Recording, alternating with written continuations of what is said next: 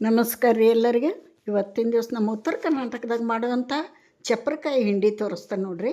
ಏನು ಟೇಸ್ಟಿಯಾಗಿರ್ತೈತಿ. ಬಿಸಿ ಬಿಸಿ ಜೋಳದ ರೊಟ್ಟಿಗೆ ಇದು ಒಂದು ಚಟ್ನಿ ಇದ್ರೆ ಸಾಕು. ಮೊಸರು ಅಥವಾ ತುಪ್ಪ, ಬೆಣ್ಣೆ, ಎಣ್ಣೆ ಯಾವ್ದಾರ ಒಂದು ಹಚ್ಕೊಂಡು ತಿಂದರೆ ಒಂದು 4 ರೊಟ್ಟಿ ಸುಮ್ಮನೆ ಹೋಗ್ತಾವೆ ನೋಡ್ರಿ.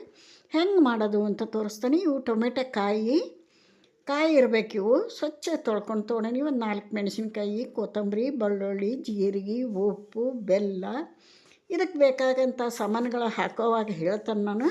ಇವಾಗ ನೋಡಿರಿ, ಈ ಮೆಣಸಿನ್ಕಾಯಿ ತುದಿ ತೆಗೆದುಬಿಡೋಣ. ತೆಗಿಬೇಕ್ರಿ, ಇದು ಮುಂದಿನ ತುದಿನ ಕಟ್ ಮಾಡಿ ತೆಗೆದು ಬಿಡಬೇಕು. ಒಂದ್ರಾಗ 2 ಮಾಡ್ಕೊಳತೀನಿ.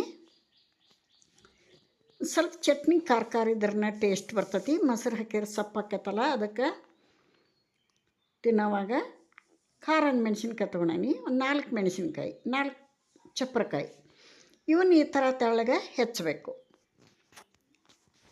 ಲಘು ಹುರಿತಾವು ತೆಳ್ಳಗೆ ಹೆಚ್ಚಿದ್ರೆ. ಆಮೇಲೆ ಹದವಾಗಿ ಹುರಿತಾವೆ. ದಪ್ಪ ಆದರೆ ಸರಿ ಹುರಿಯಂಗಿಲ್ಲ ನೋಡ್ರಿ. ಈ ಥರ ಹೆಚ್ಚಿವನ್ನ ನೀರೊಳಗೆ ಹಾಕ್ಕೊಂಬಿಡ್ಬೇಕು. ನೀರೊಳಗೆ ಯಾಕೆ ಹಾಕಬೇಕು ಅಂತ ಹೇಳ್ತಾನೆ.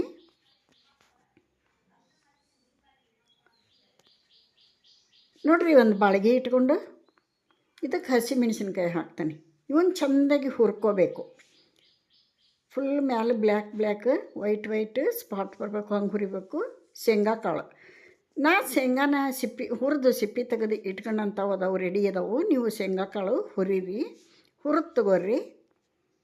ಹುರಿದಂಥ ಶೇಂಗಾ ಬೀಜ ಅದಾವು. ನಾನು ಈಗ ಇದಕ್ಕೊಂದು ಸ್ವಲ್ಪ ಎಣ್ಣೆ ಹಾಕಿ ಚೆಂದಾಗಿ ಹುರಿಯೋಣ. ಮೆಣಸಿನ್ಕಾಯಿ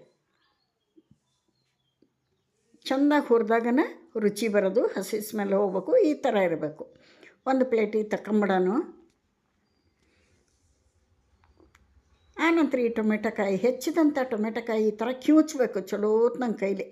ಯಾಕೆ ಅಂದ್ರೆ ಇದ್ರನ್ನ ಬೀಜ ಎಲ್ಲ ಹೋಗಬೇಕು. ಬೀಜ ತೆಗೆದು ಯೂಸ್ ಮಾಡಬೇಕು. ನಾನಂತೂ ಟೊಮೆಟೊ ಹಣ್ಣಾಯ್ತು, ಕಾಯಿ ಆಯ್ತು, ಒಟ್ಟ ಬೀಜ ಉಪಯೋಗ ಮಾಡೋಂಗಿಲ್ಲ, ತೆಗೆದು ಉಪಯೋಗ ಮಾಡ್ತೀನಿ. ನೀವು ಹಾಗೆ ಮಾಡಿರಿ. ನೋಡಿರಿ, ಇವಾಗ ಎಷ್ಟು ಬೀಜ ಬಂದಾವೆ ನೋಡ್ರಿ, ಇಲ್ಲಿ ತೋರಿಸ್ತೇನೆ. ಹೌದಾ, ಇದು ಒಳ್ಳೆಯದಲ್ಲ, ತೆಗೆದು ಬಿಡಬೇಕು. ಈಗ ಚೆಂದಾಗಿ ಮೀಡಿಯಮ್ ಉರಿ ಇಟ್ಕೊಂಡು ಇದಕ್ಕೆ ಎಣ್ಣೆ ಹಾಕಿ ಚಲೋ ಹೊತ್ನಂಗೆ ಹುರಿಯೋಣ. ಬಿಸಿ ಬಿಸಿ ಜೋಳದ ರೊಟ್ಟಿಗೆ ಮಸ್ತ್ ಅಂದ್ರೆ ಮಸ್ತ್ ರೀ ಇದು ಚಟ್ನಿ.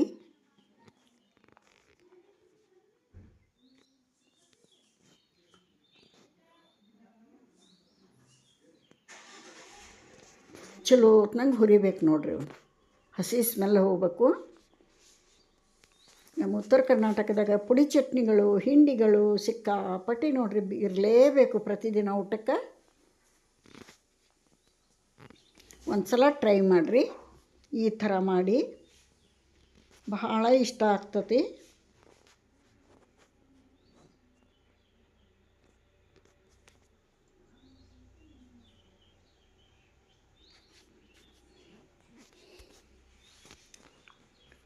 ನಡು ಹಿಂಗೆ ಗ್ಯಾಸ್ ಒರೆಸೋದಕ್ಕೆ ನನ್ನ ಮಕ್ಳು ಬೈತಾರೆ.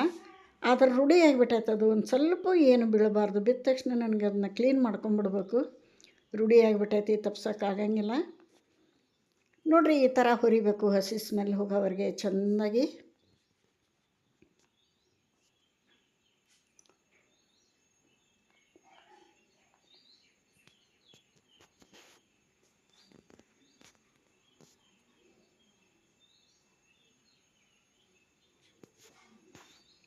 ಈ ಥರ ಚಲೋ ಹೊತ್ನಂಗೆ ಹುರಿದ ನಂತರ ಇವನು ಒಂದು ಪ್ಲೇಟಿಗೆ ತಗೊಂಬಿಡೋಣ.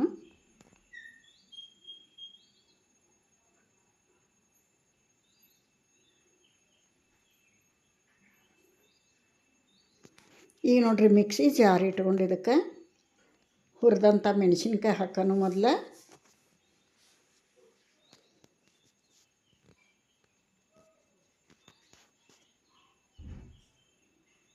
ಮೆಣಸಿನ್ಕಾಯಿ ಅಷ್ಟೇ ಹಾಕಿದೆ.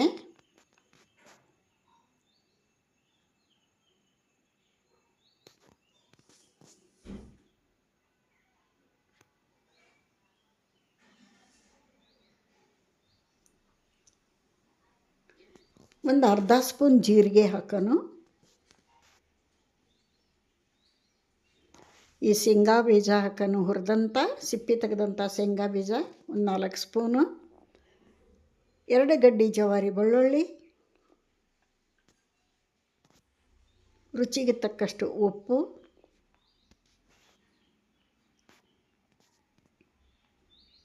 ಇದನ್ನಷ್ಟ 1-2 ಸುತ್ತು ಗ್ರೈಂಡ್ ಮಾಡ್ಕೊಂಬರೋಣ. ನೋಡಿರಿ ಈ ಥರ.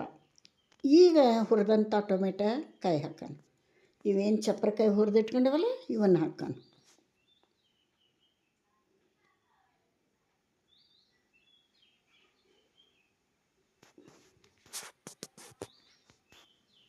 ಈ ಚಪ್ರಕಾಯಿ ಹೆಚ್ಚಿಗೆ ನೈಸ್ ಆಗಬಾರ್ದು, ಅದಕ್ಕೆ ಬೆಲ್ಲ ಹಾಕಲೇಬೇಕು. ಯಾವ ಪದಾರ್ಥನೂ ಸ್ಕಿಪ್ ಮಾಡಬೇಡ್ರಿ, ಎಲ್ಲನೂ ಹಾಕಿರಿ. ಬೆಲ್ಲ ಹಾಕಿದೆ. ಆನಂತರ ಗುರೆಳ್ಳು ಪುಡಿ, ಹುಚ್ಚೆಳ್ಳು ಪುಡಿ ಅಂತಾರಲ್ಲ, 1 ಸ್ಪೂನು, 1 ಹಿಡಿ ಕೊತ್ತಂಬರಿ. ಆಯ್ತು ನೋಡಿರಿ. ಇದನ್ನ ಇನ್ನೊಂದು 2 ಸುತ್ತು ಗ್ರೈಂಡ್ ಮಾಡ್ಕೊಂಬಂದ್ರೆ ಚಪ್ರಕಾಯಿ ಹಿಂಡಿ ರೆಡಿ ಆಯಿತು. ಸೂಪರ್ ಟೇಸ್ಟಿ ಆದಂಥ ಚಟ್ನಿ ರೆಡಿ ಆಯಿತು. ಬಿಸಿ ಬಿಸಿ ಜೋಳದ ರೊಟ್ಟಿಗೆ ಒಳ್ಳೆ ಕಾಂಬಿನೇಷನು. ನೋಡಿರಿ, ಪ್ಲೇಟಿಗೆ ಸರ್ವ್ ಮಾಡಿ ತೋರ್ಸಕತ್ತೀನಿ. ಮಸ್ತ್ ಚಟ್ನಿ ರೆಡಿ ಆಗೈತಿ. ನೀವು ಮಾಡ್ಕೊರಿ.